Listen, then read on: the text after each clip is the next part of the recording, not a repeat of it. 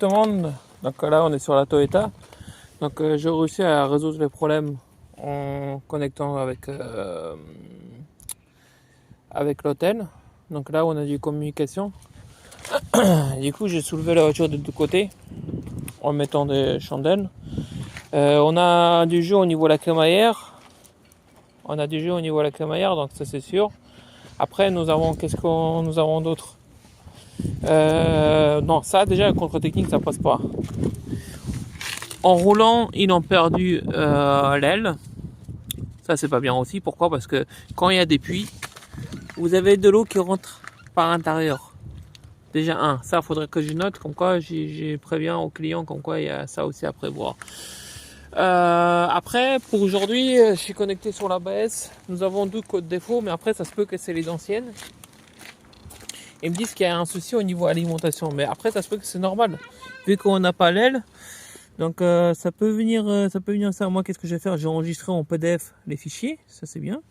Donc on a 2 codes défauts, S1241 qui nous dit que des fois les courants il est bas, des fois il est haut, du coup ça joue. Et ici il parle aussi du CAN. En fait les cannes ils sont coupés. Après ça se peut que ça vient autre chose. Et ici on a les statuts qui dit alimentation.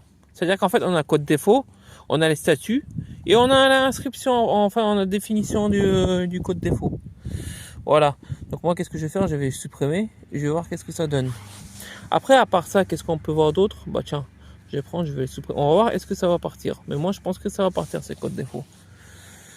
Donc voilà, les codes défauts ils sont partis. On va relire. Non, il n'y a plus de code défaut. Donc on peut faire des tests dans le truc ABS et tout. Donc ici, qu'est-ce qu'on peut faire? On peut voir moteur, BCI, on a airbag, la clim, compteur, anti-démarrage. Bon après, il y a autre chose qu'il y a des trucs que je sais pas, faut regarder par étapes, c'est des options. Même attendez, si on rentre dans l'anti-démarrage, on va voir qu'est-ce qu'il nous dit. Est-ce qu'il y a des codes défauts? Je pense que dans l'anti-démarrage, il n'y aura rien. Ouais, voilà, il n'y a pas grand-chose. Donc voilà, Hôtel 608, version 2, elle fait son travail. On va regarder ici dans l'airbag.